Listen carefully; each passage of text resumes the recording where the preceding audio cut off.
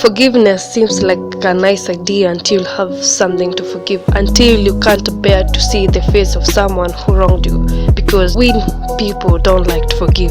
It's like I'm condoning their action, behaviors, or attitude, or I'm giving them a path to be close to me again. But that's not true, because bitterness, lack of forgiveness, grudges, and vengeance attitude harm me as an holder than forgiving. It's like I'm playing the tape over and over of things I can't change, things I can't redo, than to move on and to be past what they do, to show them you cannot control me, have control over my life, and what you did may happen but does not kill me. In fact, you are making me. Because forgiveness is simply giving up the right to seek repayment from the people who wronged you. It's an act of faith towards God. It's leaving everything under God's feet, under God's hand. Forgiveness is not optional, it's a command. We are commanded by God. Forgive and you shall be forgiven. Colossians 3:13. Forbearing one another and forgiving one another, if any man have quarrel against any, even as Christ forgave you, so you do ye do the same. Forgive a man their trespasses. That's in Matthew 6:14 to 15, and you shall be forgiven by our heavenly Father. Because vengeance and wrath belongs to God. Like, He knows the best. He knows how to handle things. He knows the hearts of every man. To be just. That's why He says vengeance and wrath belongs to Him. Just give it all to God and let Him take charge, take control. True reconciliation is simply focusing on restoring a broken relationship. Due to the mess done or to the offense done, it might not be possible to restore that back relationship, or the offender might not want to do anything with me, and thus up to them. Have no control over their response. But the key thing is we should let God be the base foundation of all. We should be striving to reconcile. We should striving to live peacefully with our brother. And here is what you need on forgiveness and reconciliation. One, you need forgiveness from God. We all have sinned and fallen short from God's glory. Romans 3:23. In fact, we are born of sin due to Adam and Eve's disobedience in eating a fruit from forbidden tree. That's in Genesis chapter 3. We need to be forgiven by God, and we are forgiven by God by accepting Jesus as our Lord and Savior, submitting your life to Christ, submitting your life to Jesus, being His follower in truth and spirit. Number 2, you need reconciliation with God. You need to reconcile with God. When we come to Christ and live for Christ, we are reconciling with God. Romans 5:10. For if when we were enemies, we were reconciled to God by the death of Son, much more being reconciled, we shall be saved by His life. What more do you wish than to be reconciled with your Creator, the Heavenly Father? Just accept Jesus Christ, live for Him, build that relationship with Him, pray, have faith, read your Bible often, and let that bond grow as you desire to know more about God, as you desire to know more about our Heavenly Father. It's full of goodness and mercy and grace and favor. Number 3, you need to be humble in your attitude. If you have nothing against me, then peace must come out of your mouth, your action, or everything you do towards me. It must show. Action speaks louder, because it means I've let go of vengeful attitude. I'm overcoming evil with good.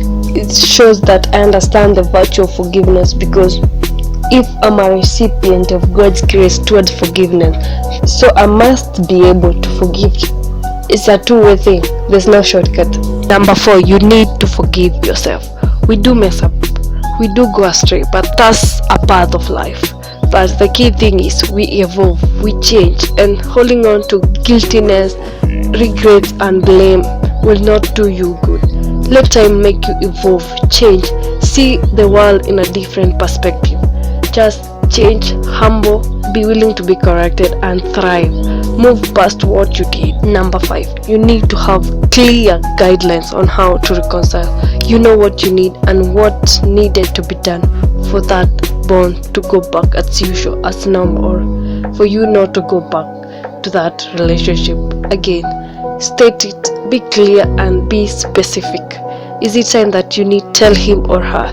Is it space? Is it a distance? Just be specific and clear. Number 6, you need to pray for the one who hurt you, for the one who offended you. It's amazing how our attitude change when we do pray for those who wronged us. Jesus taught us on how to live with our brother, how to live a brotherly love, to speak life to those who despitefully uses you or wronged you. Luke 6:28. Bless them that curse you and pray for them which despitefully uses you. If you're being led by the fear of God, then involving the Bible and involving the way of God in handling things is the key. Involve God by being prayerful. Speak to him, seek his guidance. Let God, grace and mercy be with you when you need it the most.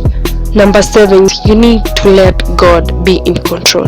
God is faithful in his promises. His strength is perfect in weakness. He knows what you need, how exactly you need it, and when you need it. Like he can't give you something you can't handle. Maybe he's trying to change you, to improve a character in you, to open your eyes in a different perspective, to see a world in a different view. His purpose can prevail, and that's why you need to let God be in control. You need to let God be the base foundation. 8, you need to be open to forgiveness and reconciliation. Let the offender or the people who offended you earn your trust, because you cannot shut down the door to forgiveness or reconciliation completely, because you might be at fault for what has been done or what was done, and shutting off completely the door to reconciliation is being led by your selfish mode, because time heals everything, time heals everyone, and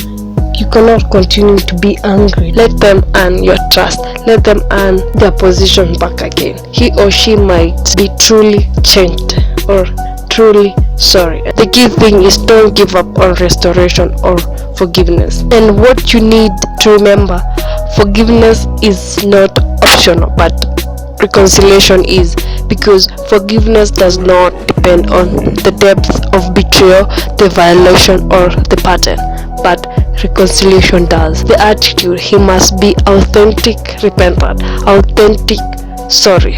The depth, if it's not about to lose your life or about to lose your property, the depth really matters. Mostly a repeated case. Distance yourself. Keep distance. It's right and wise. That's what you need on forgiveness and reconciliation. Be guided by the fear of God. Be guided by the Holy Spirit. Remember to subscribe. Turn on that notification so that you don't miss any of the future videos.